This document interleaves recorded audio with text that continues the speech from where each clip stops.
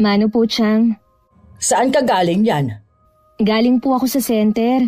Humingi po ako ng vitamins ng mga bata, tsaka nagpa-check up na rin ako. Ano bang sakit mo at kailangan mo magpa-check up pa? Wala po akong sakit. Wala.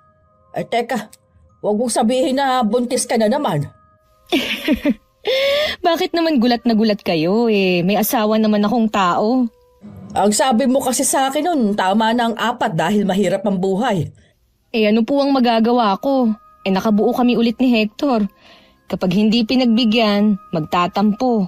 Pagmumulan pa namin ng away. Dapat kasi, ikaw nang nagkokontrol. Dahil ang mga lalaki, sugod lang yan ang sugod. Kahit pagalitan niyo pa ako, Chang, wala na pong magagawa. Nandito na eh. Hindi ka man lang kasi nag-iisip. Kung hindi ka naaawa sa sarili mo, aba, maawa ka sa mga anak mo. Kapapayat ah! Hindi nyo na nabibigyan ng tamang nutrisyon. Alam niyo naman po na construction worker lang si Hector. Pilit lang naming pinagkakasya ang kita niya. Yun naman pala. Pero nagdadagdag ka na naman ng anak. Alangan naman po na ipalaglag ko to. Biyaya ito. Hindi ko naman sinabi na ipatanggal mo yung ipinagbubuntis mo. At hindi ko ipapayo yon. Ang sa akin lang, sana iniwasan mo nang magbuntis pa. Yung bunso ninyo, magta3 taon pa lang ah. Nakakaraos naman po kami. May awa ang Diyos. Kiginhawa din ang buhay namin. Ika nga, nasa Diyos ang awa, nasa tao ang gawa. Paano kayo kaaawaan kung kayo mismo hindi naawa sa mga sarili ninyo? Hindi kayo nag-iisip kung paano makakaahon sa kahirapan tapos nagpaparami pa kayo ng anak. Ang importante naman po, hindi kami nang aapak ng kapwa namin. At higit po sa lahat, hindi kami nanghihingi ng kakainin namin sa ibang tao. Kahit ano pa po ang sabihin nyo, masaya kami ni Hector sa pagkakaroon ng bagong anak. Ang pagsusugal ay maaaring magbigay ng panandaliang aliw at pag-asa na manalo. Pero sa huli, madalas itong nagdudulot ng pagkaubos ng pera, problema at kalungkutan. Sa umpisa ang mga sugarol puno ng enerhiya at kumpiyansa. Pero kapag natatalo, umuuwing luhaan. Kung magsusugal ka, dapat handa ka ring matalo. At hindi dapat galawin ng perang nakalaan para sa pamilya mo. Ang paglalaro ng sugal dapat merong limitasyon. Magandang araw, Miss Gwen. Tawagin niyo na lamang po akong Maribeth. 35 ang edad at tubong Bulacan. May asawa at 5 anak. Gusto ko pong magbahagi ng kakaiba kong karanasan sa inyo nung buntis ako sa bunso ko. May 5 taon na ang nakakaraan. Nagtatrabaho ako nun sa palengke bilang tindera ng mga gulay at ang napangasawa ko naman ay kargador. Dahil sa tuksuhan, naging malapit kami ni Hector sa isa't isa at nangarap na magsasama habang buhay. Tanggap naman kami pareho ng mga pamilya namin maliban kay Tia Cory. Bunsong kapatid siya ni Itay at matandang dalaga. Wala pa sana kaming balak magpakasal noon kaya lang nabuntis ako ni Hector. Kaya agad na itinakda ang kasal namin. Nang maipanganak ang panganay namin, dun ko napagtanto na hindi pala ganun kadali ang buhay gaya ng inaakala ko. Ginabi ka yata ngayon. Kasi hindi agad nakarating yung foreman namin. Kaya hindi kami agad nasahuran. Tapos dumaan pa ako sa palengke para bumili ng ulam natin. Anong nabili mong ulam? Isdang papaksiwin at bumili na rin ako ng kanto fried chicken para sa mga bata. Tatawagin ko na ang mga bata para makakain na sila. Wala pa ba sila dito sa bahay? Naglalaro pa sila sa labas Hindi mo dapat hinahayaan na maglaro pa ng ganitong oras sa mga anak natin sa labas. Nandyan lang naman ang mga yon. Hindi naman sila lalayo. Alam mo naman na delikado na ang panahon ngayon lalo na sa mga bata. Ang iingay kasi kanini, kaya pinalabas ko muna. Teka, tatawagin ko lang. Jing! Vida! Janicel! Justin! Umuwi na kayo! Nandito na ang tatay nyo! Kaya ako nag-aalala, sa kabilang barangay kasi may napabalita na may mga nawawalang bata na naman. Sa susunod hindi ko na sila palalabasin ng ganitong oras. Oh, ayan na pala sila. Ay nako, pawis na naman. Magpalit nga muna kayo ng damit bago kayo kumain. Sumunod agad kayo ha, para hindi na magalit ang nanay nyo. Ipapaksiw ko lang yung isda. Ay, magpapahinga lang muna ako. Ang sakit ng katawan ko eh. Siya nga pala. Lumabas na yung mga kasali sa 4-piece kanina. Nandun ang pangalan ko. Ha, talaga? Mabuti naman kung ganun. Dapat lang naman na tayo ang kasali, hindi yung mga bato ang mga bahay. Huwag ka nang maghimutok dyan, Hector. Ang importante, kasali na tayo. Kahit papano, makakatulong yun sa mga bata. Oo nga, magsisipag din ako lalo ngayon na buntis ka. Hindi ko pala naikwento sa'yo. Napagalitan na naman ako ni Tia Cory. Bakit daw nagpabuntis na naman ako? Ano bang pakialam niya? Yun na nga Mga magulang ko nga, walang sinasabi Siya naman kuda ng kuda. Wala naman siyang ambag sa pamilya natin. Noon pa kasi, ayaw niya na sa akin eh. Huwag mo na lang siyang pansinin. Bala ko na nga lang din siyang iwasan Ayoko kasi na tuwing magkikita kami, lagi niya akong pagagalitan. Baka siya pa ang mapaglihihan ko. Maging kamukha pa niya ang anak natin. Huwag naman sana, baka pati ugali makuha. Hanggang ngayon, palaisipan pa rin sa akin kung bakit mainit ang dugo ni Tia Cory sa asawa ko. Makita pa lang niya si Hector, nag-iiba na ang mood niya. Mabuti na lang kahit ganun siya, pinakikisamahan pa rin siya ni Hector ng maayos. Yun nga lang ayaw ng asawa ko na pumunta sa mga okasyon na nandun ang tiyahin ko. Mula rin nung nakakatanggap na ako ng 4-piece kahit papano gumaan ang buhay naming mag-anak. Hindi na ako kinakapos sa pagbibigay ng baon sa 3 naming anak. Hindi lang namin inaasahan na magbabawas ng trabahador sa pinapasukan ni Hector. At isa siya sa mga natanggal. Marami na kasi silang helper at mas pinili ang kadikit ng foreman na maiwan. Oh, Chang, kayo po pala. Napadalaw kayo. Si Maribeth, Kasama po ni Normita, may nilalakad lang po. balita ko wala ka na raw trabaho. Ay, wala na nga po. May 1 linggo na nga po eh. Oh, bakit hindi ka pa naghahanap ng trabaho? Ano pang hinihintay mo? Ang pumuti ang uwak? Naghahanap naman po ako eh. Wala pa nga lang mahanap. May ginagawang malaking bahay malapit dito Bakit hindi ka magpatulong kay Erning na ipasok ka ron? Nagtanong na po ako. Ang baba naman po ng sahod eh. Aba Hector, 4 ang anak mo at buntis pa ang asawa mo. Sa panahon ngayon, hindi ka na po pwedeng mamili ng trabaho. Buti sana kung nakatapos ka. Hindi naman po ako namimili. Gusto ko lang naman yung katulad ng sahod ko sa dati kong pinapasukan. Kaya lang, ayoko dyan dahil hindi man lang umabot sa minimum mga look na sahod. Baka naman tinatamad ka na magtrabaho dahil meron kayong natatanggap sa 4-piece. Naku Chang, hindi ko po pinag-iinteresan yun. Para sa mga bata yun. Mabuti na yung malinaw. Baka sakaling tumaba na ang mga apo ko at magkaroon ng maayos sa damit. Hindi yung papasok sa eskwelahan na walang almusal at naninilaw ang mga suot na uniforme. Maayos ko naman pong tinataguyod ang mga anak ko eh. Kumakain sila ng 3 beses sa isang araw. Sigurado ka ba dyan, ha? Iba yatang nakakarating sa akin Kung sino man po nagkukwento sa inyo, naninira lang yun. Basta ako, naniniwala sa taong yon. Bakit ka nagkakamot ng ulo dyan? May balakubak po kasi ako kaya nangangati ang ulo ko. Magpalit ka ng shampoo. Yun lang ang solusyon dyan. Chang, baka gabihin po nang uwi si Maribeth. Ipinagtatabuyan mo na ba ako, ha? Ay, hindi naman po. Baka kasi may gagawin pa kayo sa inyo. Alam ko naman kasi na abala kayong tao O siya, aalis na ako. Pakisabi na lang kay Maribeth na dumaan ako. Hindi na kasi siya nagagawi sa bahay Sige po, Chang. Ingat po kayo sa pag-uwi Ay, grabe talaga magsalita ang matandang yun. Ay, kaya siguro tumandang dalaga. Hindi ko rin nagustuhan ang mga sinabi ni Tia Cory sa asawa ko. Nang makauwi nga ako, nagkwento si Hector na nanggaling sa bahay namin ng tiyahin ko. Pasalamat na lang talaga siya at wala ako nun.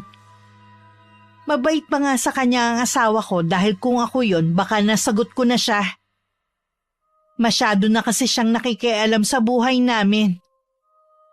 Naiinis din ako sa taong nagchichismis sa kanya ng kung ano-ano tungkol sa pamilya ko. Alam naman siguro niya na ganun ang ugali ng tiyahin ko. Sulsulera din siya. Wala siguro yung magawa kaya pati buhay ng ibang tao pinakikialaman. Baka tanggapin ko na lang yung trabahong inaalok ni paring Mario. Ha? Di ba nga, ang layo kaya hindi mo gusto? Kung sasama ka sa kanya, di lingguhan ang uwi mo niyan. Wala nga kasi ako mahanap na malapit lang eh. Ayoko naman na mapirmi lang dito sa bahay. Baka mamaya pumunta na naman dito ang tiyahin mo. Bungangaan na naman ako. Masyado talagang intrimitida ang matandang yun. Nakakainis na. Tiyahin mo pa rin yun. Mga magulang nga natin, hindi tayo pinakikialaman eh. Siya tiyahin ko lang. Kung pagsalitaan tayo, parang siyang nagluwal sa akin. Habaan mo na lang ang pasensya mo. Matanda na naman yun eh. Nakakagalit na kasi eh. Hindi na nga ako pumupunta sa kanya. Siya naman ang pumupunta dito sa bahay. Iwasan mo na lang. Kapag ikaw lang ang nandito sa bahay, magsara ka na lang para isipin niya na walang tao rito. Kung desidido ka na talaga na sumama kay paring Mario, di sige. Kailangan na rin kasi nating mag-ipon para sa panganganak ko. Isa rin nga yan sa inaalala ko eh. Kaya gusto ko na magtrabaho. Huwag kang mag-alala, Hector. Makakaraos din tayo. Oo naman. Tsaka sanay naman tayo sa mahirap na sitwasyon eh. Oo nga.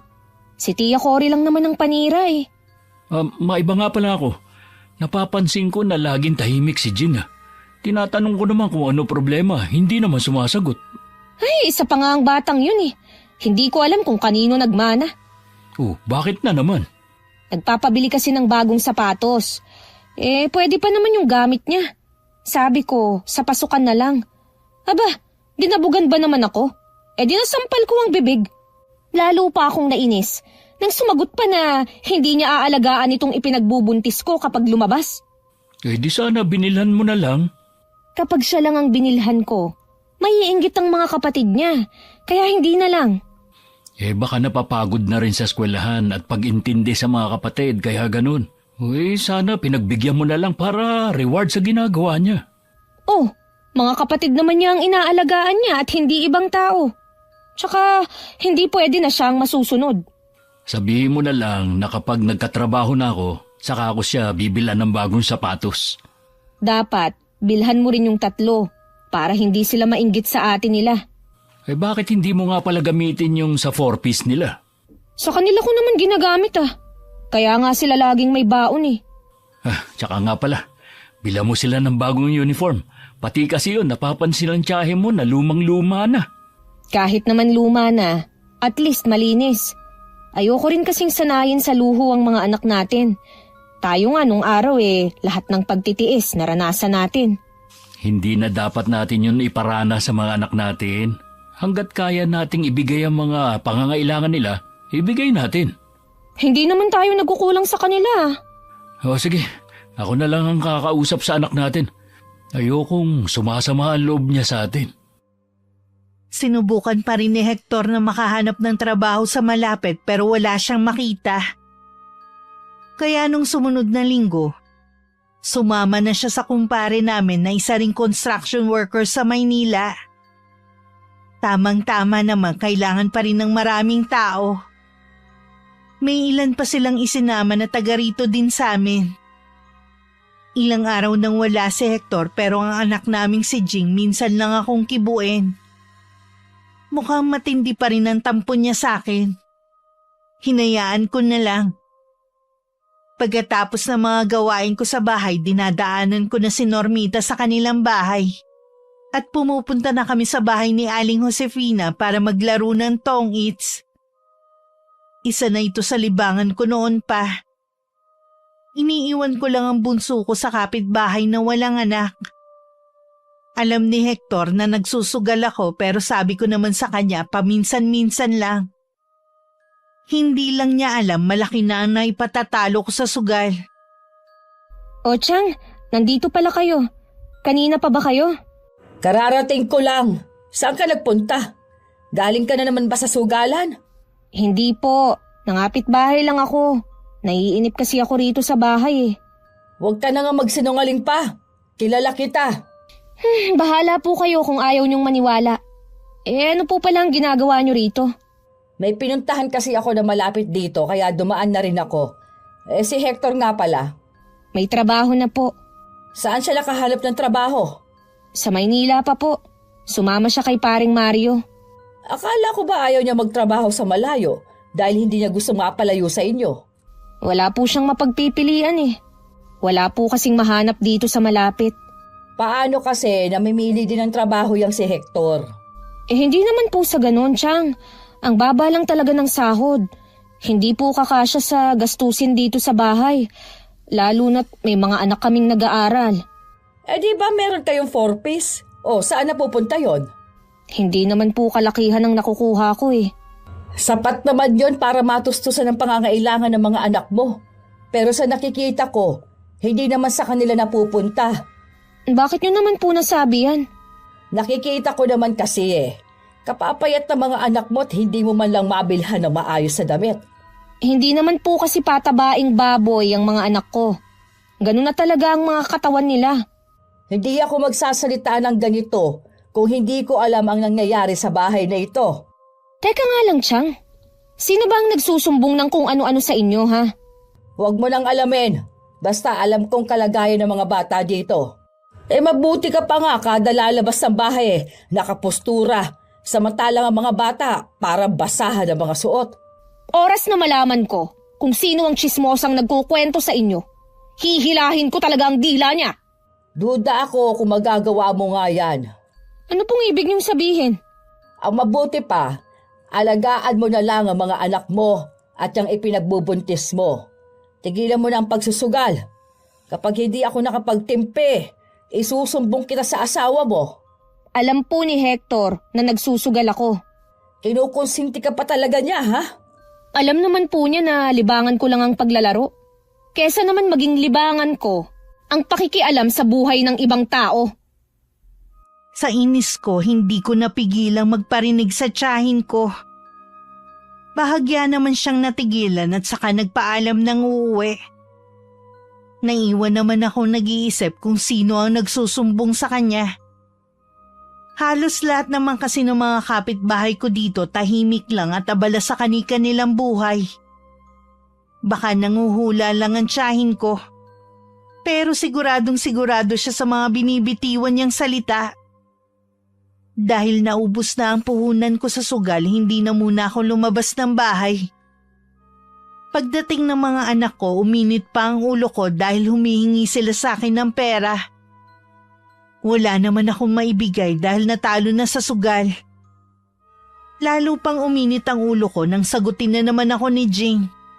Nasa kanila naman daw yung pera sa 4-piece pero pinapatalo ko lang daw sa sugal. Wala kang karapatan na pagsalitaan ako ng ganyan. Anak lang kita. Doon nga kayo sa labas. Lalo nyo lang pinapainit ang ulo ko. Nagmamadali naman lumabas ang mga to. Nakonsensya naman ako dahil nasigawan ko na naman ang panganay ko. Hindi ko na kasi napigilan ng sarili ko. Isa pa sa napansin ko, madalas na niya akong pagdabugan at sagot-sagutin ng pabalang. Kung ang mga kapatid niya excited na sa magiging kapatid nila, siya naman parang naiinis pa. Kaya naman nang dumating si Hector, sinabi ko na ang mga napapansin ko sa panganay namin. Hindi naman niya yung binigyan ng pansin. Baka daw nagseselos lang ito. Pero hindi ako kumbinsido dahil hindi naman siya ganun sa iba niyang kapatid. Kinausap pa rin naman ito ng asawa ko para malaman ang saloobin nito. Mas nagsasabi kasi sa kanya ang anak namin kesa sa akin. Anong sinabi ng anak mo? Tama ka nga, hindi selos ang dahilan. Ano ang dahilan niya? Nag-aalala siya na baka kapag nanganak ka, siya na naman ang mag-aalaga. Pagod na raw siya. Grabe naman siya. Akala mo, 24 oras siyang nag-aalaga sa mga kapatid niya. Hindi man lang daw kasi niya nararanasan na makapaglaro noon. Dahil pagdating niya sa eskwelahan, inuobliga mo siya na magbantay sa mga kapatid niya. Natural lang yun. Dahil siya ang panganay. At pinapabantayan ko lang naman sa kanya kapag may ginagawa ako eh. Hindi lang yun ang sinabi ng anak natin.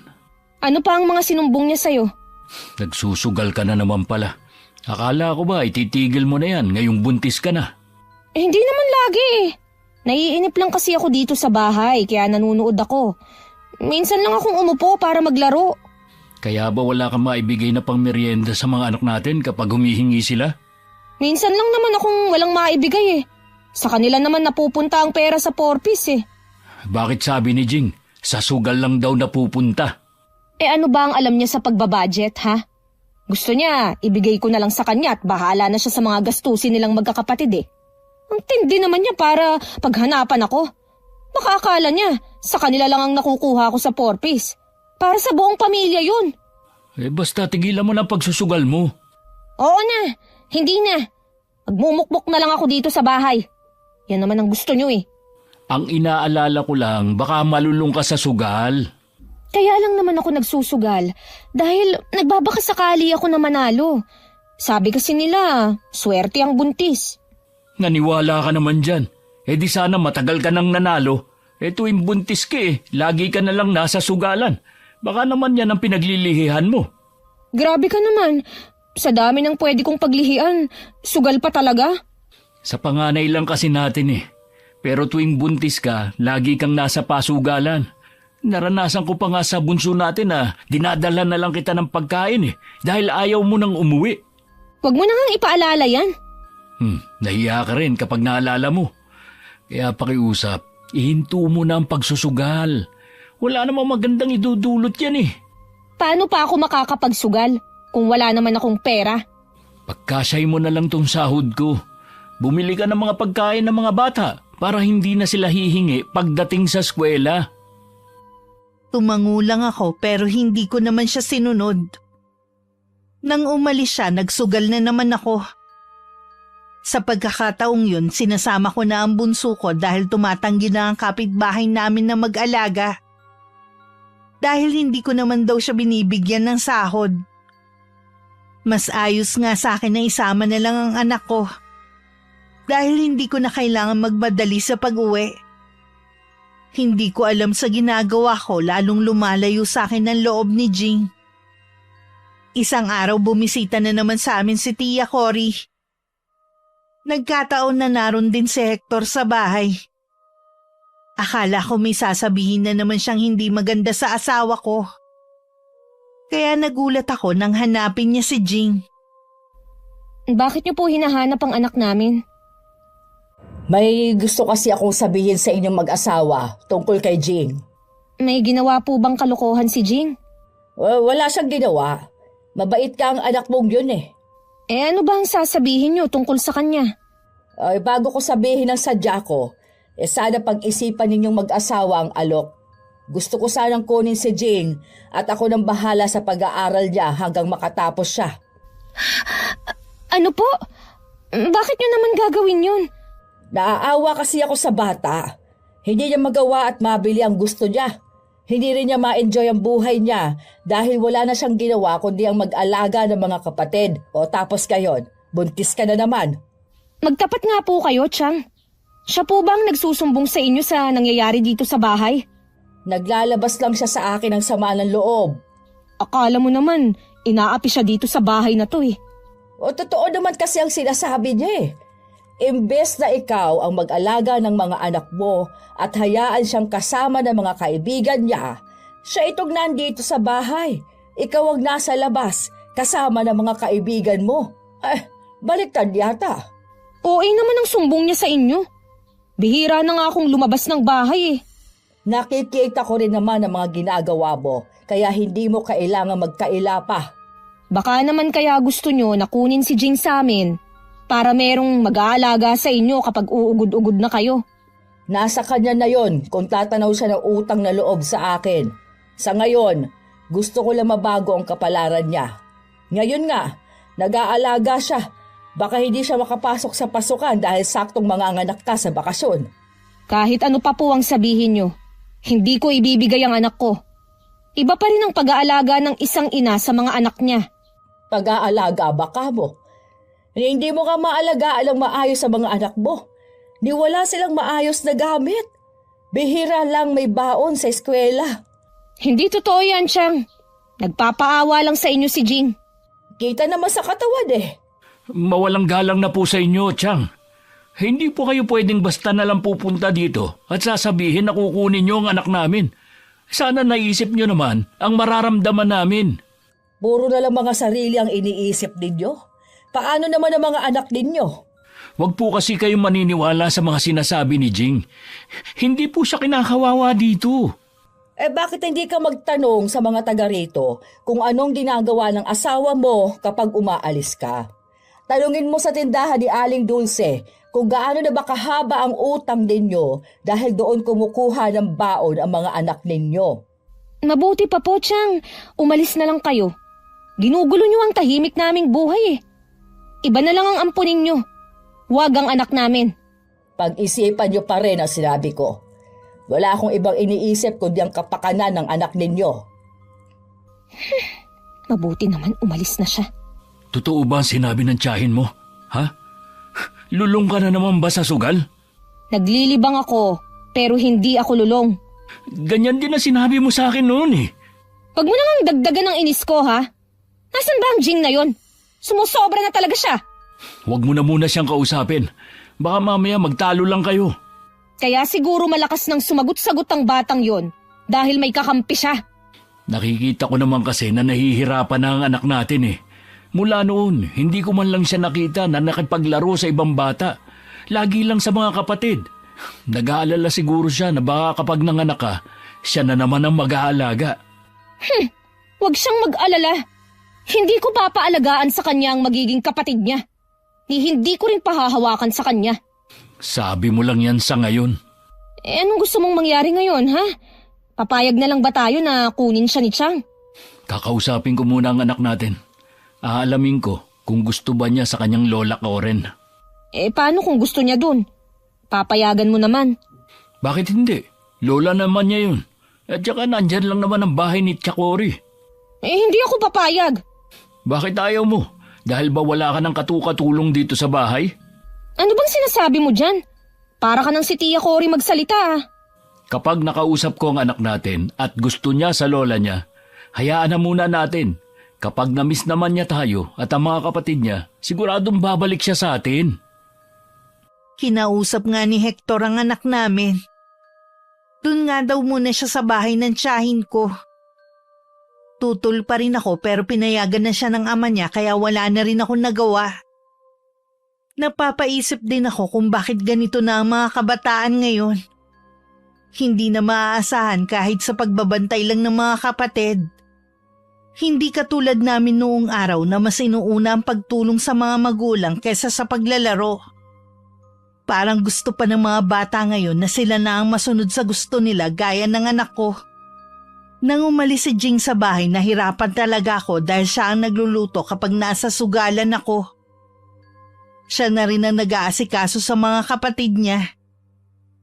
Ngayon napipilitan ako umuwi agad at tapusin ang paglalaro ko. Lalo tuloy akong hindi makabawi-bawi kaya laging mainit ang ulo ko.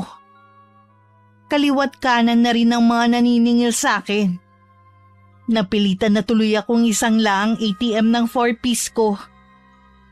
Nalaman naman yun ng asawa ko. Bakit pati naman yung ATM isinanla mo? Wala na kasi akong maisip na gagawin eh. 3 buwan lang naman. Kahit na. Para yun sa mga bata eh. May trabaho ka naman eh. Di ikaw na muna ang bahala. Hindi mo pa kasi tigilan ng pagsusugal mo eh. Tingnan mo tuloy yung nangyari. Hector, wag mo na nga akong sisihin pa. Sino gusto mong sisihin ko? Naamin ko na nga nakasalanan ko eh. Sana naman madala ka na ngayon. 3 buwan na nga lang manganganak ka na eh. At wala pa rin tayong ipon. Ni isang gamit wala ka pa nabibili. May mga pinaglumaan naman dyan na baru-baruan eh. Konti na lang naman ang bibilihin na gamit. Pagod na nga ako sa trabaho. Ito pa dadatnang ko. Akala mo naman, hindi ako napapagod dito sa bahay. Alam ko naman na pagod ka din. Pero mas gagaan sana ang buhay natin kung hindi ka magsusugal. Makakaahon din tayo. Magtiwala ka lang. Makakaahon lang tayo kapag tuluyan mo nang iniwan yung pagsusugal mo. Hindi na nga, di ba? Ngayon lang dahil wala ka ng pera. Tsaka na nga tayo mag-usap. Masama ang pakiramdam ko. Bakit? Anong nararamdaman mo? Bigla kasing nanigas ang tiyan ko eh. Nahihirapan din akong huminga. Uy, dadalhin na kita sa ospital. Wag na. Mawawala din to. Kailangan ko lang siguro ng pahinga. Baka dahil na rin sa stress yan. Siguro nga. Iniisip ko nga kasi yung mga utang ko eh. Huwag mo na munang isipin ang mga yun. Mababayaran din natin yun. Pasensya ka na, Hector ah. Pati tuloy ikaw, binigyan ko ng alalahanin. Pasensya ka na rin kung nagalit ako sa'yo. Ikaw na muna ang bahala sa mga bata. Magpapahinga lang ako. O sige, maiwan na muna kita ha. Dadalan na lang kita ng pagkain mo. Sa kabila ng mga nangyari, ang laman pa rin ng isip ko kung paano ako makakabawi. Hindi ko nga lang alam kung kanino pa ako hihiram ng perang pangsugal. Malakas talaga ang kutob ko na mananalo na ako sa susunod. Sabi kasi nila swerte daw ang buntis sa sugal.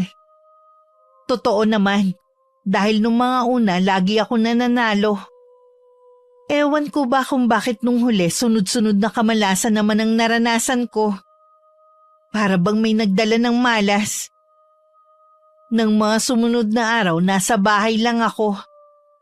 Nag-iisip kung kanino ako pwedeng mangutang ng pampuhunan. Bigla naman dumating si Normita at niyayaya akong mag-tongits. Namomroblema nga ako ngayon eh, kung saan ako kukuha ng pera. Ilang araw na akong nandito lang sa bahay. Naiinip na talaga ako. May alam ako na pwede mong utangan. Yun nga lang ang taas niyang magpatubo. Naku, hindi na. Baka palayasin na ako ng asawa ko dito sa bahay. Paano ka makakabawi niyan? Hindi ko nga alam eh. Yun na lang kasing sinasabi ko. Kilala ko yung sinasabi mo na nagpapautang na yan. Si Aling Presi, no? Basta makabayad ka lang sa oras mabait naman yun. Ay, ayoko. Kilala ko ang matandang babae na yun. Kapag nahuli ka lang sa pagbabayad, ipapahiya ka na sa maraming tao. Kaya nga kailangan mo lang magbayad sa tamang oras. Sa iba na lang ako mangungutang. Sige, bahala ka. Tara muna ka na, Aling Josefina. Manunood lang tayo. Sige na nga, para makapaglibang-libang din. Sabay na kaming lumabas ng bahay ni Normita para pumunta sa sugalan. Pagdating doon, iilan pa lang ang mga tao. May 2 pang bakanteng lamesa. Nanood lang kami sa mga naglalaro nang may nagpaupo sa akin. At ako na lang daw ang magtuloy. Bibigyan na lang daw ako ng puhunan. Naniniwala daw siya na swerte ang buntis. Abot tenga naman ng ngiti ko na sumulya pa ako kay Normita. Naupo na ako at excited na binalasa ang baraha. Noong una ako na ang nananalo. Pero habang tumatagal, pasama ng pasama ang nakukuha kong baraha. Sunod-sunod ang talo ko. Ang taong nagpaupo sa akin nagparinig pa na hindi naman pala daw totoo na swerte kapag buntis. Masama ang loob ko na umuwi na lang ako. Nagpaiwan naman si Normita. Habang daan, nakasalubong ko naman si Tia Cory. Galing ka naman sa sugalan, ano? Kailan ka ba talaga magtitino, ha? Pwede po ba, Chang? Huwag na kayong makialam sa akin. Nagmamalasakit lang ako sa'yo.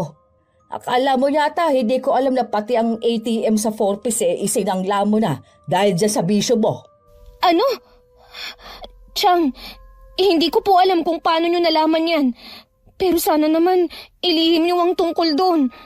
Takot ka naman pala na mabuko pero hindi mo pa rin tinitigilan ang pagsusugal mo. Bukod tanging ikaw lang ang buntis doon. Titigil naman po ako kapag nabawi ko na ang mga natalo sa akin . Kailan pa yon? Hindi ko po alam. Pero naniniwala ako na siswertihin din ako. Kapag hindi ka pa tumigil sa ginagawa mo, isusumbong na kita sa mga magulang mo. O di sige, magsumbong kayo. Diyan naman kayo magaling eh. Ang pakialaman ng buhay ko. Para din naman sa kabutihan mo ang ginagawa ko. Lagi namang ganyan ang sinasabi niyo sa akin eh.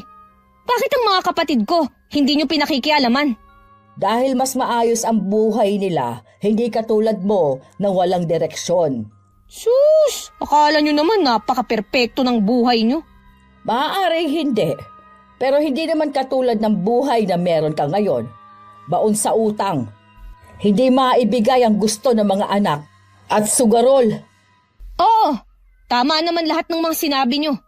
Pero may nakalimutan pa kayong idagdag. Kahit ganito ako, hindi ako nakikialam sa buhay ng ibang tao. Hindi gaya niyo. Balang araw, maiisip mo ring tama ang lahat ng mga sinabi ko sa'yo. Ibalik niyo na nga lang sa amin ang anak ko. Baka nilalaso na ninyo ang utak ng bata eh. Maayos na ang kalagayan ng anak mo sa akin. Kung makikita mo siya, hindi mo iisipin na siya si Jing. Tandaan niyo po ito. Iba pa rin ang pag-aalaga ng isang ina. Hindi niyo ako maiintindihan dahil wala naman kayong anak. O bukas, papupuntahin ko siya para makasama naman niyang mga kapatid niya. Lalo tuloy na dagdagan ng inis na nararamdaman ko dahil kay Tia Cory. Minsan naiisip ko na baka siya ang nagdadala ng kamalasan sa akin. Umuwi na lang ako sa bahay. Pagdating ko, nadatnan ko na ang 2 bata. Pinasundo ko na rin sa kanila si Justin na pinaiwan ko sa isa ko pang kapitbahay. Marami kasing bata doon at makakapaglaro yun. Kinabukasan dumating nga si Jing. Ang laki ng pinagbago nito. Kahit luma, maayos ang damit nito. Nagkalaman-laman na rin ang kanyang braso.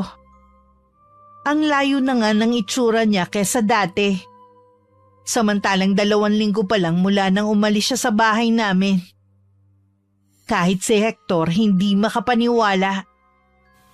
Magaling pala talaga mag-alaga si Chakori. Tumaba sa kanya si Jing eh. Pataba naman siya nung nandito ah. Pero hindi katulad ngayon. Eh doon kasi, wala siyang kaagaw sa pagkain. Dito kasi marami sila. Kapag ganyan na nakikita ko sa anak natin, okay lang sa akin kung doon muna siya sa tiyahin mo. Hindi naman pwede yun. Anak natin siya. Dapat lang na kasama natin siya dito sa bahay. Hindi mo ba kaya magsakripisyo alang-alang sa kabutihan ng anak natin?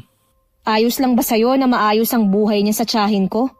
Samantalang ang mga kapatid niya dito, nagtitiis lang kung anong meron dito sa bahay? Hindi naman kasalanan ni Jing yun eh. Binigyan na nga kasi tayo ng pagkakataon na kahit papano guminhawa mga anak natin, sinanla mo naman ang ATM. Uungkatin mo na naman ba yan, ha? Hindi pwedeng hindi maungkat ang ginawa mo. Inamin ko na nga ang kasalanan ko eh. Huwag mo naman sanang laging ipaalala ang pagkakamali ko. Hindi ka naman nagbabago eh. Lagi ka pa rin nasa sugalan. Sabi ng mga anak natin, minsan daw inuumaga ka na. Minsan lang naman nangyari yun. Maliban sa alam mo na iligal ang pasugalan na yun, hindi mo man lang iniisip na buntis ka. Paano kung marid ang lugar na yun, ha? Mag-isip ka nga, Maribeth. Hindi tatagal ang pasugalan na yun kung hindi protektado. Sinabi ko na yun sa'yo, di ba? Kung hindi lang sa mga anak natin, iniisip ko na hindi na umuwi dito eh. Ngayon mo pa talaga sinasabi yan? Kung kailan maglilima na ang anak natin? Ayaw mo kasing makinig sa akin eh. Nakikinig naman ako sa'yo ah. Gagawa ako ng paraan para mabayaran mo lahat ng utang mo sa mga tao at para mabawi mo yung ATM. Saan ka naman kukuha ng pera? 2 alagang baka kasi ang naibenta ng kapatid ko. Susubukan kong manghiram sa kanya. Kay Kuya Arnel ka hihiram? Siya lang naman ang alam ko na may alagang hayop eh. Sa kanya nga. Siguradong hindi ka tatanggihan nun. Kaya nakikiusap ako. Tama na ang pagsusugal mo. Hindi na talaga ako magsusugal. Makalipas ang 1 linggo, lahat ng utang ko nabayaran ni Hector. Hindi na rin ako bumalik sa pagsusugal gaya ng pangako ko. Nasa loob lang ako ng bahay at laging nakahiga. Hindi ko na rin kasi kayang matagal na nakaupo. Kaya nasisiguro ko na hindi na talaga ako makakapagsugal. Pero gaya ng kasabihan, kakainin ko rin ang sinabi ko. Magpipitong buwan na nun ang tiyan ko nang bumalik na naman ako sa pagsusugal. Mas malala ngayon dahil hindi ko na naaasikaso ang mga anak ko. Dahil doon sinumbong na ako ng tiyahin ko sa mga magulang ko. Kinuha nila ang mga anak ko dahil sa awa. Wala akong ibang sinisisi kundi si Tia Cory. Kahit kasi anong pagmamakaawa ko, ayaw nang ibigay ni nanay sa akin ng mga bata.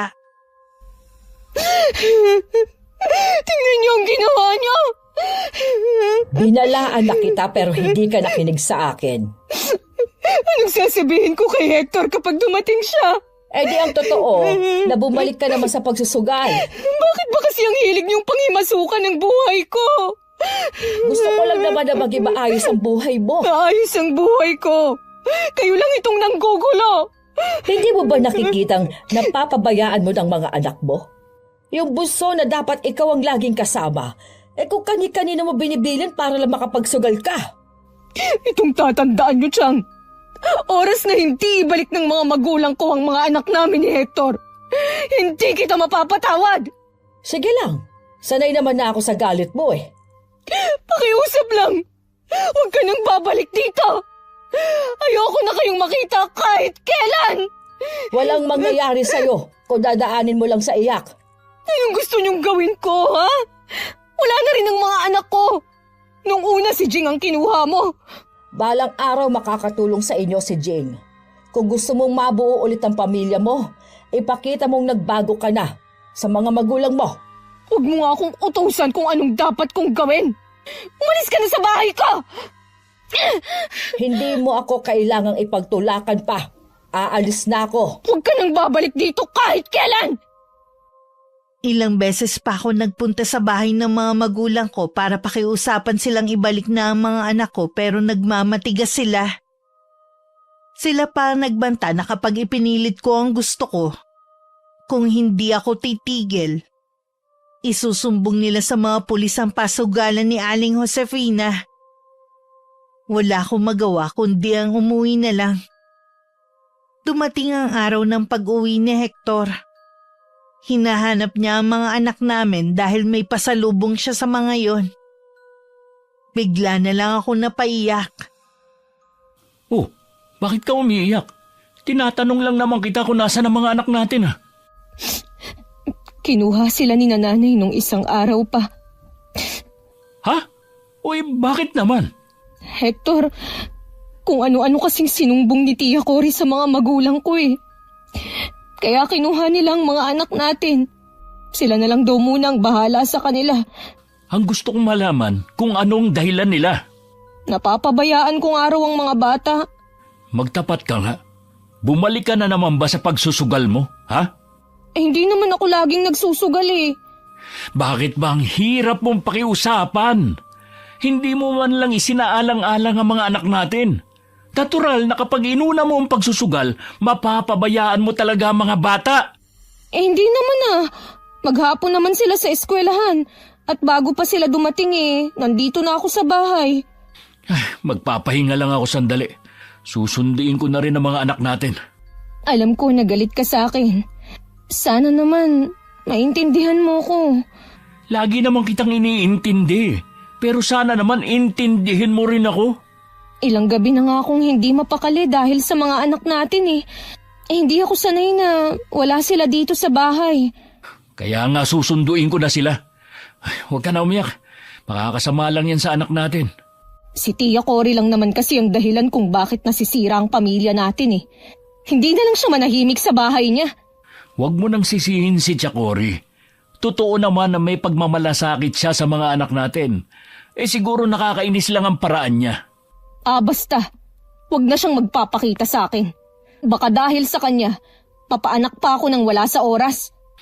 Huwag mo na lang siyang pansinin. Lalo ka lang may stress Hindi na nga talaga.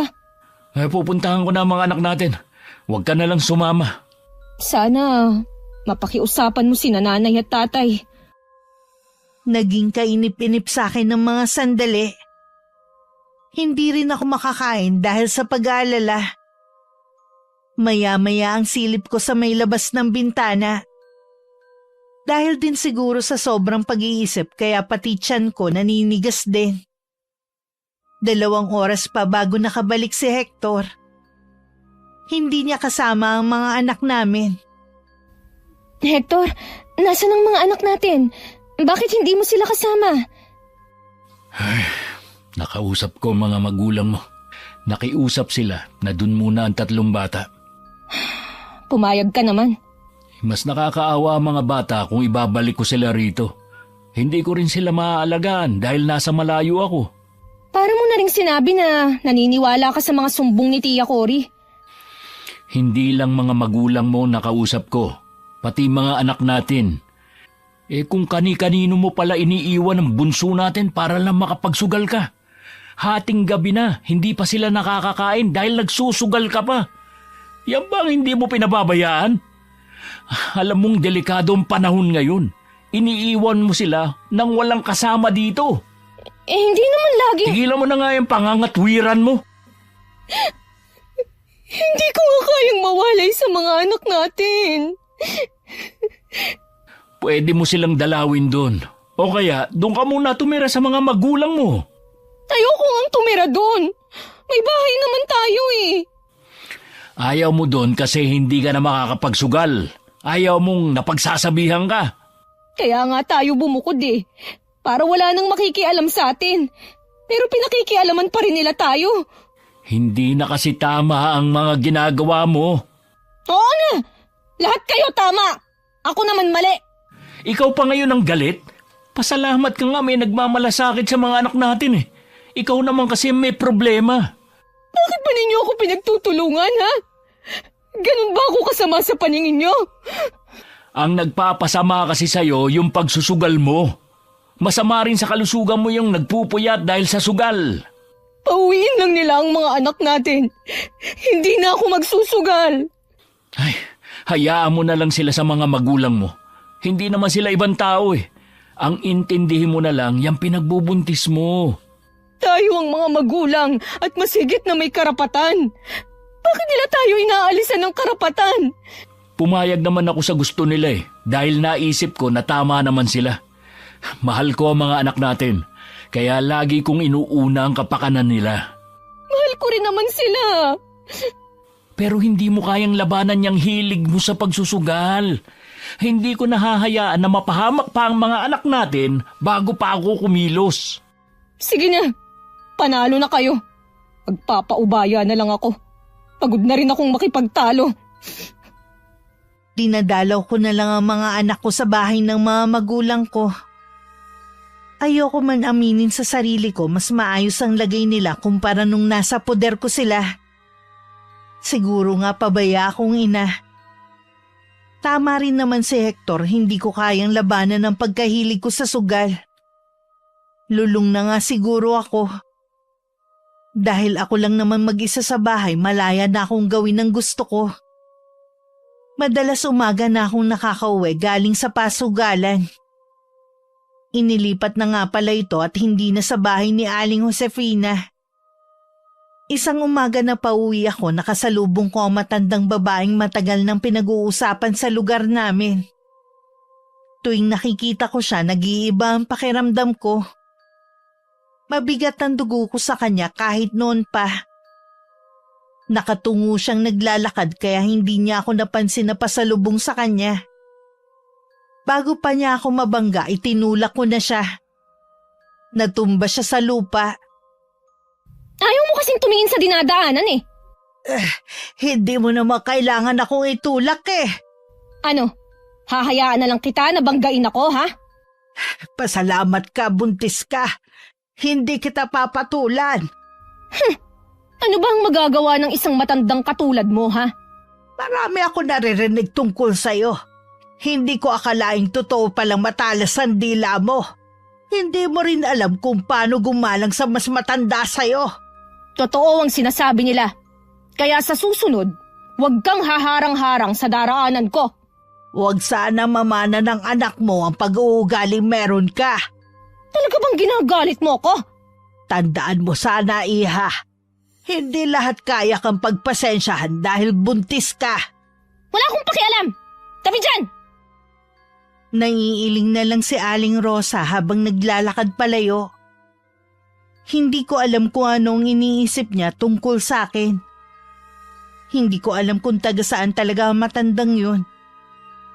Basta na lang siyang sumulpot sa lugar namin. Walang nakakaalam kung may pamilya ba siya. Ang alam ng marami, malapit sa ilog ang bahay nito. Walang kuryente at umaasa lamang sa gasera. Nung dumating si Hector, naikwento ko sa kanya na nakausap ko ang matandang yun. Hindi ko lang binanggit sa kanya na itinulak ko ang matanda. Sigurado kasing magagalit siya sa akin. Nabanggit dati ni Itay na taga rito daw talagang pamilya ni Aling Rosa. Umalis daw ang pamilya nila rito. Tapos nung bumalik nga, wala na silang bahay. Nasaan kaya ang pamilya niya? Hindi ko alam eh. Tuwing nakikita ko ang matandang yun, nasisira ang mood ko. Hindi kaya aswang siya? Eh di sana, marami ka nang nabalitaang nabiktima dito sa atin o di kaya sa kalapit lugar. Sa bagay nga, nakakainis kasi ang pagmumukha niya. Nakakadiri din yung mga bukol sa balat niya. Naglilihi ka pa siguro kaya ganyan ka. Napapansin ko pa na puro matatandang babaeng pinaglilihihan mo. Nung una, si Chakori. Ngayon naman si Aling Rosa. Sana, hindi ko na makasalubong ang matandang yun. Eh di wag ka na lumabas ng bahay. Pwede ba yun? Kita mo nga na naiinip na ako eh. Gusto ko na ngang mga anak eh. Mahigit 1 buwan na lang naman, manganganak ka na. Eh masaya nga ako dahil lalaki ang magiging anak natin. May makakalaro na si Justin. Sabi pala ni nanay, magpatali na raw ako para hindi na dumami ang anak natin. Pwede rin naman. Ayoko na rin kasing nahihirapan ka eh. E di sa ospital dapat pala ako manganganak niyan. Plano ko kasi sa lying in lang eh. Oo, sa ospital nga. Eh may sapat ba tayong pera? Wala akong naiipon dito. Pinansugal mo na naman siguro ang binibigay ko sa'yo, no? Oo. Natalo din sa sugal. Hanggat walang masamang nangyayari sa'yo, hindi ka titigil, no? Inilayo niyo sa akin ang mga anak ko eh. Kaya tama lang, natanggapin mo rin kung ano ako. Kapag hindi ka pa tumigil, pati ako mawawala sa'yo. Eh di gawin mo. Wala na akong pakialam pa. Mabuti nga eh, para wala na akong intindihin dito. Hindi naman ako naniniwala na gagawin nga yun ni Hector. Lalo na sa kalagayan ko. Tuloy pa rin ako sa pagsusugal ko kahit minsan hindi kasama si Normita. Nagagalit na rin daw kasi ang asawa nito dahil baon na sila sa utang. Mabuti na lang nasa Maynila si Hector. Dahil kung hindi, pareho na kami ng kaibigan ko. Sunod-sunod na gabi na akong talo. Naubos na rin ang perang ibinigay sa akin ni Hector. Lalo tuloy umiinit ang ulo ko. Habang pauwi, iniisip ko kung anong paliwanag ang sasabihin ko sa kanya. Sa akin pa naman niya iniwan ang allowance ng mga bata ngayon linggo dahil akala niya dadalaw ako. Malapit na ako sa bahay namin na makita kong pasalubong sa akin si Aling Rosa. Ginabi ka yata, iha. Masama sa buntis ang nasa labas pag ganitong oras. Wala kang pakialam. Bakit ba lagi kang galit sa akin? Wala naman akong ginagawang masama sa iyo ah. Pakita pa lang kita, nakaalibadbaran na ako eh. Yun pa kayang kausapin mo ko. Kaya ka siguro ganyan dahil sa itsura ng balat ko. Hindi naman nakakahawa ang mga bukol sa katawan ko eh. Mabuti naman, sa'yo na nang galing yan. Nandidiri ka pala sa akin. Tumabi ka na nga lang at nagmamadali ako. Hindi maganda sa buntis sa may ganyang pag-uugali. Sino ka ba para sabihin sa akin yan, ha? Dapat siguro sa'yo, tinuturuan ng leksyon. Anong balak niyong gawin? Malalaman mo rin. Ikaw mismo ang makakasagot sa mga tanong mo. Kapag may masamang nangyari sa anak ko, walang dapat sisihin, kundi ikaw. Nauna na akong naglakad. Kahit hindi lumilingon, alam kong nakasunod sa akin ng tingin ng matandang babae. Hindi ko rin alam bakit ang init ng dugo ko sa kanya. Tama nga siguro si Hector. Hanggang ngayon naglilihi pa rin ako. Nang makauwi sa bahay, nahiga na agad ako at natulog. Tanghali na ako nagising kinabukasan. Tinapay at gatas lang ang inalmusal ko ng araw na yun. Nakatanaw ako sa labas ng bintana nang dumaan si Aling Rosa. Tumigil pa siya sandali at tumingin sa akin. Ewan ko ba kung bakit ako kinilabutan sa titig niya. Ibinaba ko na lang ang kortina. Bago magtanghalian naman dumating si Tia Cory. Nasira na naman tuloy ang araw ko. Ayoko sana siyang patuluyan kaya lang baka magsumbong na naman siya sa mga magulang ko. Namumutla ka yata. Tsaka ang payat mo ngayon. Baka po dahil nahihirapan ako sa pagbubuntis ko. Hindi mo kasi iniingatan ang sarili mo eh. Nagpapakapuyat ka sa pagsusugal mo, wala ka namang mapapala doon. Huwag niyo na lang pong intindihin ang pagsusugal ko. Kailan ka kaya magbabago? Hindi na po ako magbabago pa, kung yan ang hinihintay niyo. Iba talagang nagagawa ng sugal. Lalong lumala ang ugali mo. Dahil na rin siguro sa iba't ibang taong nakakasalumuha mo. Kung sa tingin niyo nagbago ako, hindi po yun dahil sa bisyo ko. Dahil yun sa mga katulad niyong pakialamera. Noon pa talaga bastos ka na. Ayaw mong napagsasabihan ka ng mga mali mong ginagawa. Hindi ko rin po kasi maintindihan kung bakit pa kayo punta ng punta dito. Bumukod nga kami ni Hector para walang manggulo sa amin Sa tingin mo kaya, sino pang magtutulungan kung di tayo magkakapamilya din? Sa tingin niyo kaya, natutulungan niyo ko sa ginagawa niyong ito sa akin? Huwag mo sanang kalilimutang nasa poder ko ang anak mo. Pareho ko kayong gustong tulungan, pero dapat mo ring tulungan ang sarili mo. Tigilan mo na ang pagsusugal. Bakit ba pinag-iinitan niyo ang pagsusugal ko, ha? Sinisira nga kasi noon ang buhay ninyo. Baka nakakalimutan mo. Baon ka na naman sa utang sa mga kakilala mo. Baka manawa na rin si Hector na bayaran ang mga utang at iwan ka na lang. Ano, gusto mo ba yon? Hindi po niya ako iiwan. Hindi ka nakakasiguro sa bagay na yan. Pinapanalangin niyo yata na iwan ako ng asawa ko Ang gusto ko nga maging maayos kayo ng pamilya mo. Palibhasa kasi, wala kayong sariling pamilya. Malungkot ang buhay niyo. Kaya gusto niyo, pati ako maging miserable din.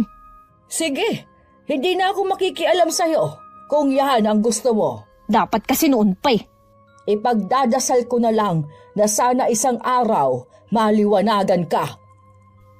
Pagkaalis ni Tia Cory, tsaka ako naman itinuloy ang naudlot kong ginagawa. Hindi ko alam kung napagod lang ba ako. Bigla kasi akong nahilo.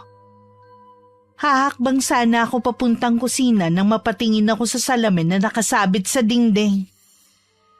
Napatitig ako sa sarili ko. Hindi ako makapaniwalang ako yon. Napahawak ako sa payat kong mga braso at humpak ng pisngi. Ganito na ba ako kapayat? Kumakain naman ako Huwag naman sanang maapektuhan ng anak ko. Kahit si Hector nagulat sa itsura ko nang makita niya ako nung dumating.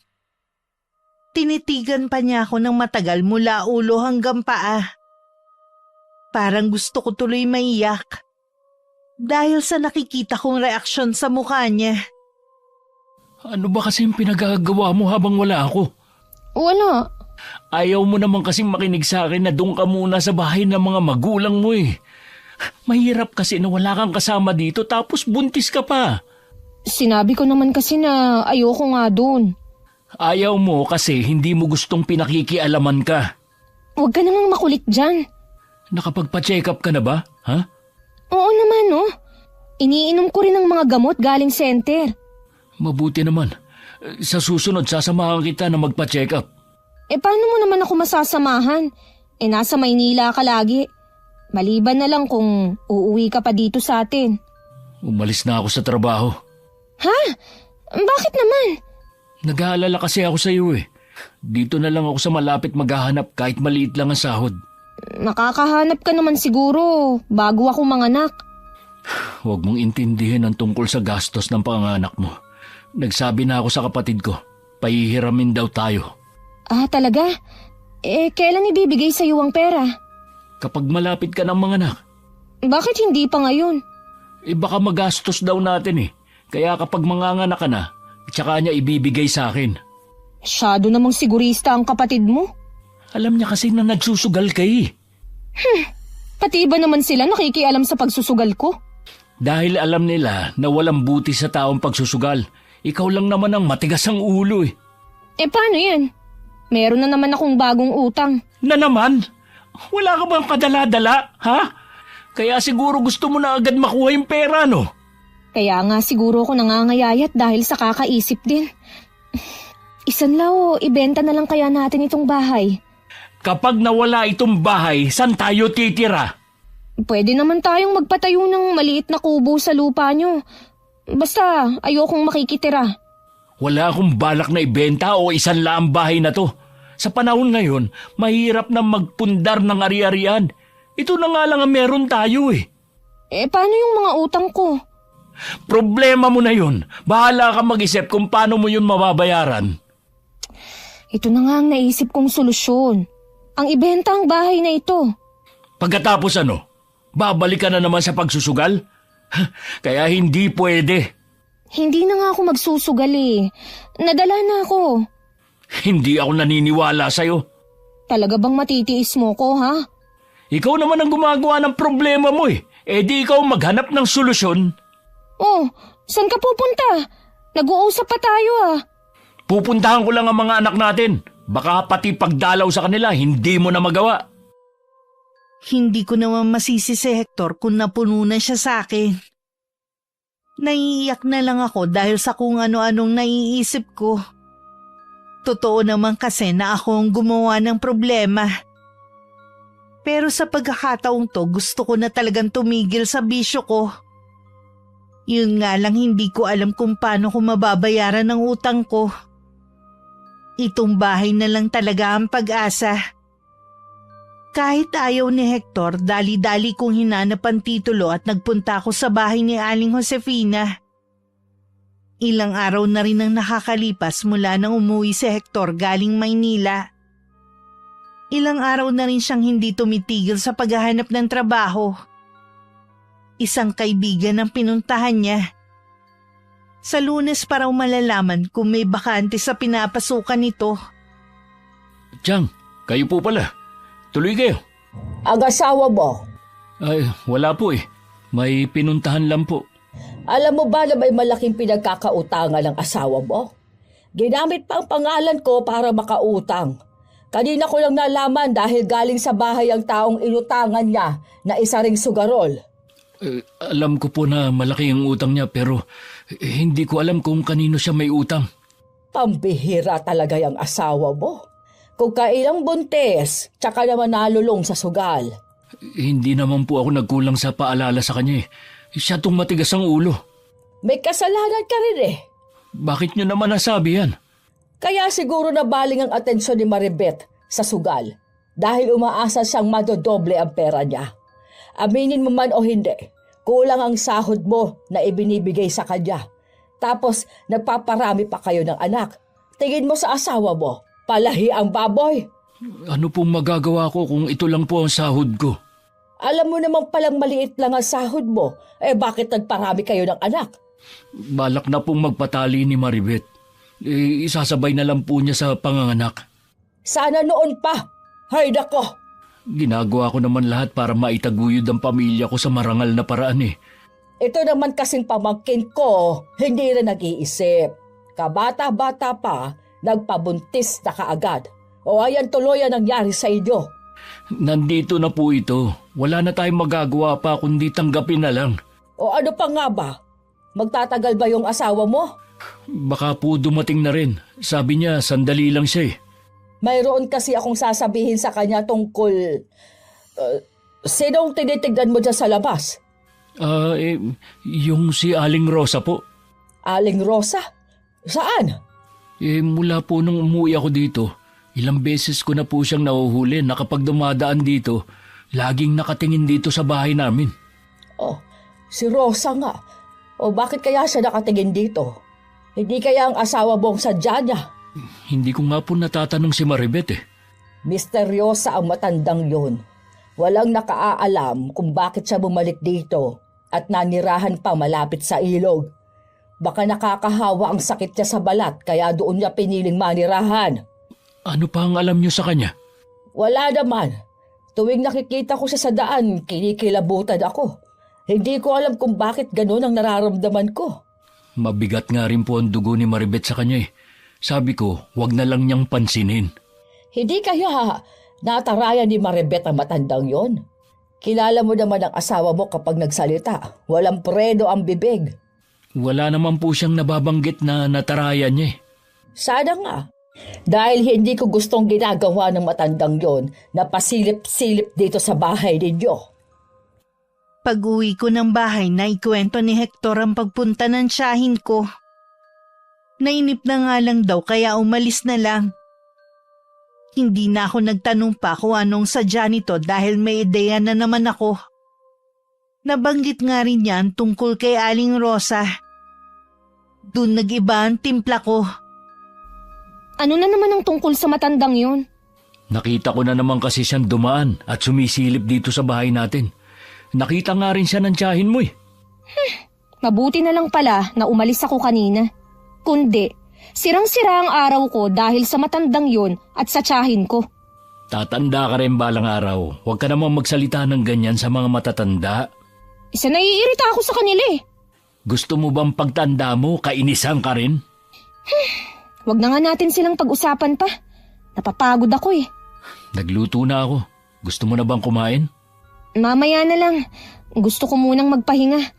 Ang sakit din kasi ng mga binti ko eh. Mahiga ka na lang muna at hihilutin ko yan. Sige nga, para guminhawa naman ang pakiramdam ko. Naglakad ka lang yata eh. Malapit lang naman kasi ang center eh. Akala ko ba sa 1 linggo pa ang check-up mo? Humingi lang ako ng gamot. Parehong binti ba masakit? Oo. Bakit naglabasa naman tong mga ugat mo? Dati naman pag nagbubuntis ka, hindi ganito. Kaya siguro masakit. Para tuloy mga bulate. Ang iitim pa. Hilutin mo na lang. At masakit talaga eh. Sige, relax ka lang muna. Ako na ang bahala. Nakaramdam naman ako ng ginhawa sa ginagawa ng asawa ko na paghihilot sa binti ko. Hindi ko nga namalayan na makakatulog ako. Nagising lang ako sa kalagitnaan ng gabi dahil sumakit na naman ang mga binti ko. Parang pinipiga at dinudurog ang mga buto ko. Sa tindi ng sakit, napasigaw na lang ako. Nagising naman ang asawa ko na nasa tabi ko. Pinuksan niya ang ilaw at nakita niya na naliligo ako sa pawis at namimilipit sa sakit. Hinilot-hilot niya ang binti ko. Ilang minuto din bago nawala ang sakit. Akala ko mamamatay na ako sa sakit. Madalas ba sumakit ang binti mo dati? Ngayon lang sumakit to. Iwasan mo na lang siguro na maglakad na malayo. Oo nga, kabuanan ko na rin naman eh. Teka, ikukuha kita ng tubig. Baka nagugutom ka. Kumakalam nga rin ang tiyan ko eh. Hindi ka na kasi nakakain kagabi dahil nakatulog ka na eh. Pakiramdam ko kasi kagabi, pagod na pagod ako. Dadala na lang kita ng pagkain dito. Hindi na, lalabas na rin ako. Anong oras na kaya? 4:00 na ng umaga. Umaga na rin pala. Iinitin ko lang... Ay! Ano yun? Parang may nalaglag na sanga sa bubong natin. Papaanak naman ako nang wala sa oras eh. Mamaya kapag lumiwanag na, titignan ko. Baka sanga ng puno ng kapitbahay natin na nahulog sa bubong natin. Initin mo na ang pagkain at nanginginig na ako sa gutom. Hoy sige, maupo ka lang dyan. Sandali lang naman to eh. Para akong 1 linggong hindi kumain. Naubos ko ang hinain sa akin ni Hector na kanin at ulam. Nakita ko pang napapailing siya habang nakatingin sa akin. Kahit marami na ako nakain, pakiramdam ko gutom na gutom pa rin ako. Inabangan pa niya ang naglalakong pandesal nung umagang yun. Pagkatapos ko nga mabusog, isinuka ko naman lahat ng kinain ko. Nangihina ako pagkatapos, kaya nahiga na lang muna ako. Si Hector naman umakyat ng bubong namin para tingnan ang bagay na nahulog. Pero wala naman siyang nakita kundi puro tuyong dahon. Napapakamot na lang sa ulo na bumaba siya at sinabi niya sa akin na wala nga siyang nakita. Pareho tuloy kami nagtataka kung anong bagay ang bumagsak sa taas ng bubong kanina. Natatakot ako. Baka kung ano na yun. Huwag kang matakot, baka pusa lang yun. At saka nandito naman ako eh. Hindi kita iiwang mag-isa. Hector, hindi mo maiaalis sa akin ng matakot. Lalo na't buntis ako at kabuhanan na. Ang tagal na nating nakatira dito pero ngayon lang naman nangyari to. Hector, Oh, bakit? ang binti ko, sumasakit na naman. Ha? Teka, kukunin ko yung langis. Mabuti na lang talaga. Nagdesisyon ka ng hindi na magtrabaho sa Maynila. Hindi ko alam ang gagawin ko sa ganitong pagkakataon na walang kasama sa bahay. Siguro, kasama yan sa pagbubuntis mo. Itong bunso natin ang pinahirapan talaga ako. Bukas pumunta tayo sa klinik para magtanong kung anong magandang gawin tuwing umaatake ng sakit ang binti mo. Hindi na rin ako makakain dahil sinusuka ko rin. Konti na lang muna sigurong kainin mo para hindi mabigla yan tiyan mo. Tsaka, meron pa akong napansin. Kanina lang to. Ano yun? Naglalagas ang buhok ko. Kung laging ganito, baka makalbo na ako. Kaya nga bukas pupunta tayo sa klinik para malaman natin kung ano nangyayari sa'yo. Iba ang nararamdaman ko eh. Ewan ko, ang hirap ipaliwanag. Gusto mo bang papuntahin ko mga magulang mo o kahit ang nanay mo dito? Huwag na. Alam mo namang galit sila sa akin dahil hindi ko naibigay ang allowance para sa mga bata noon eh. Ayoko na munang makarinig ng sermon. O sige, sabihin mo lang kung ano pa ang gusto mo. Sorry kung puro problema ang ibinibigay ko sa'yo. Huwag mo nang isipin ang bagay na yan. Lalo ka lang mahihirapan eh. Nakukonsensya na kasi ako sa mga ginagawa ko eh. Ang gusto ko lang, hindi ka na bumalik sa pagsusugal mo kahit kailan. Hindi na talaga. Promise yan. Nang gabing yun, kahit gustong-gusto nang pumikit ng mga mata ko, gising naman ang diwa ko. Pakiramdam ko may nakatingin sa akin kahit wala naman. Nang sulyapan ko si Hector, mahimbing na tong natutulog sa tabi ko. Gusto ko sana siyang gisingin. Pero naaawa naman ako kung pati siya mapupuyat. Kinuha ko na lang ang rosaryo at plano kong magdasal. Pero hindi pa naman ako nakakabigkas ng panalangin na pigtas yun. Doon na ako natakot. Sinabayan pa ng pagsakit na naman ng mga binti ko. Nagising na sa malalakas na sigaw ko si Hector. Natataranta pa itong hinilot ang binti ko. Kahit siya nagulat dahil pumipintig ang mga malalaking ugat nito. Mas matagal din ang pagsakit nito at umiiyak na rin ako. May 1 oras din siguro bago nawala ang sakit. Ayoko kitang takutin pero yung mga ugat sa binti mo parang may sariling buhay. Ano kaya to? Malalaman natin bukas. Pilitin mo na lang matulog. Babantayan kita. Ayoko. Natatakot ako. Nandito lang ako. Hindi mo kailangang matakot. Pakiramdam ko kasi kapag pumikit ako, hindi na ako magigising.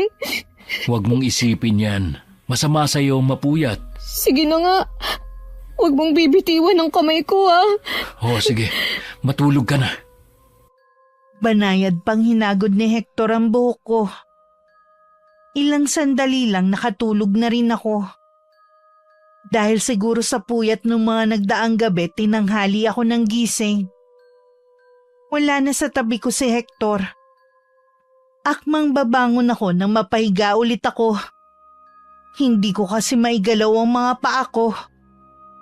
Ang bigat nito na parang may nakadagan. Nakailang tawag pa ako kay Hector bago siya pumasok sa kwarto namin. Hindi ko may galaw ang mga binti ko. Ano bang nangyayari sa akin? Galing dito kanina si Chakori at tinignan nga niya ang kalagayan mo. Sabi niya, susundo siya ng albularyo. Bakit albularyo? Dapat dalhin mo na ako sa ospital. Malakas ang kutob ng tiyahin mo na kinukulam ka. Ano? Sa palagay ko, tama siya. Sino kaya ang gagawa nito sa akin? Wala naman akong nakakaaway. Saka na natin isipin kung sino siya. Kailangan mo munang gumaling. Saan naman kaya maghahanap ng albularyo si Tia Cory? Wala naman akong alam na may manggagamot sa lugar natin eh. May kakilala daw siya eh. Kanina pa nga siya nakaalis. Hanggang ngayon, wala pa siya. Nag-uumpisa na naman ng sakit ng mga binti ko. Hihilutin ko na lang ulit. Mas matindi ang sakit ngayon kumpara dati.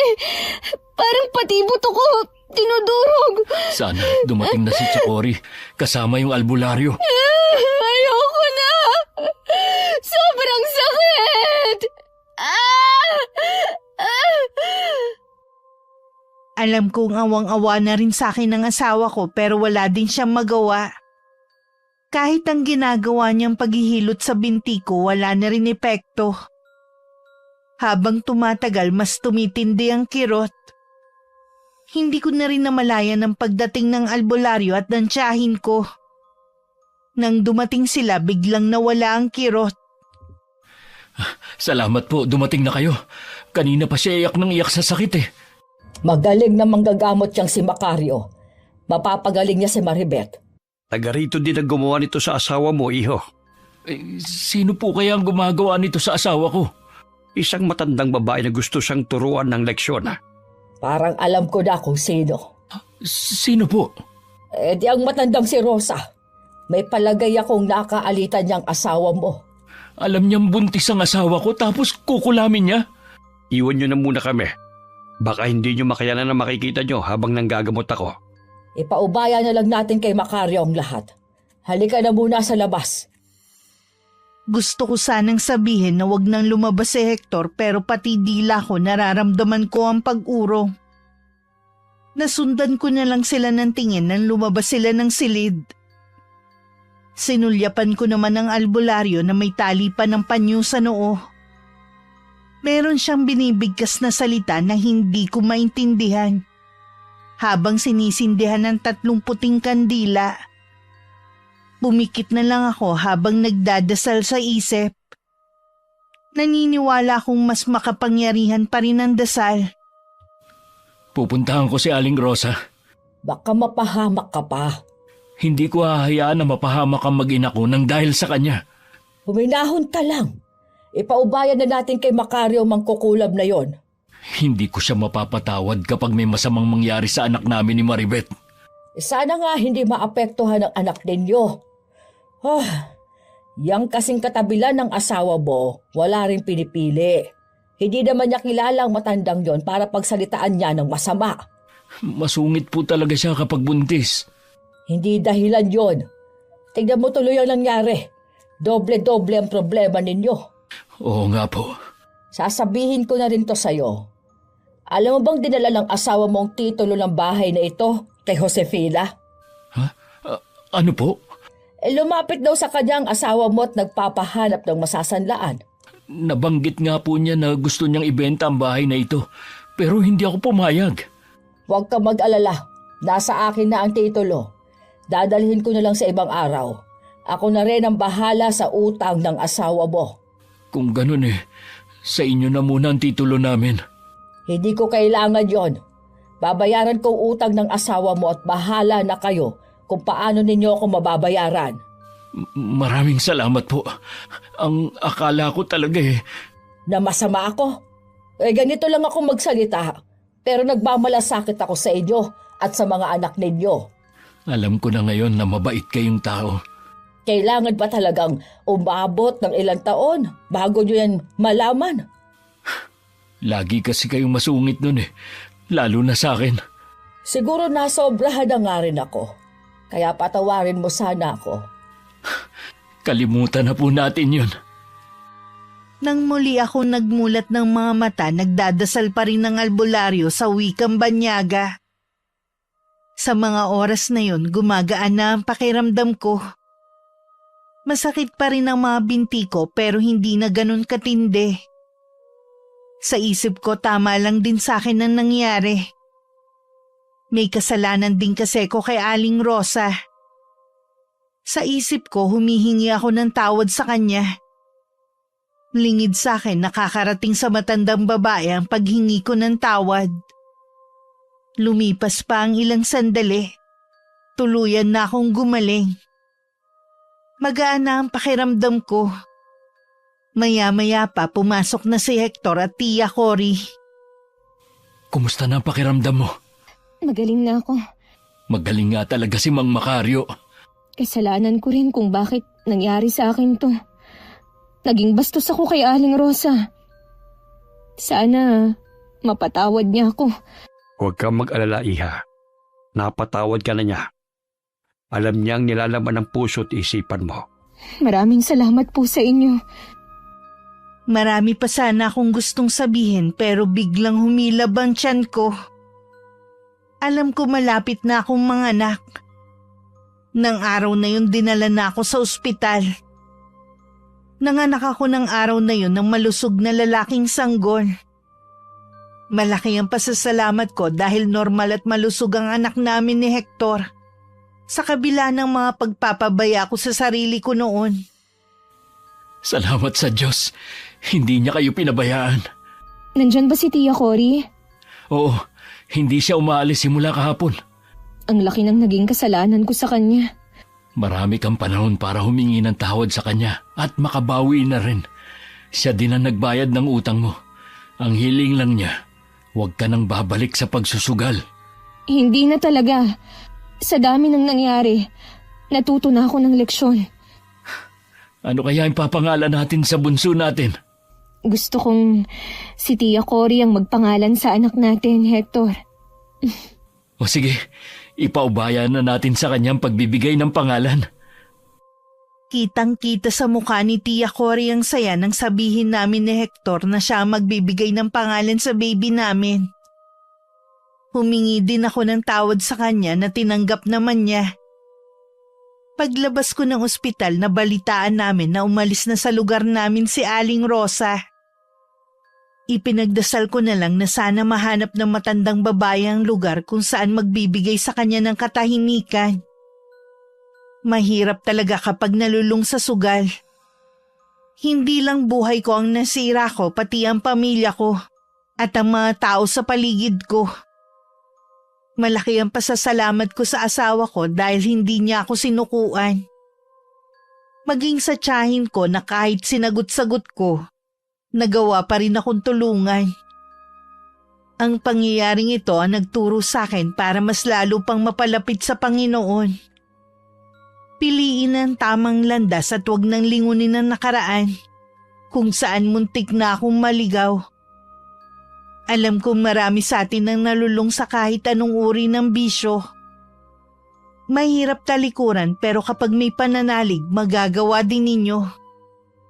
Maraming salamat Miss Gwen sa pagpili ng aking sulat. Sana nakapagbigay din ako ng aral sa mga nakikinig sa araw na ito. Wakas,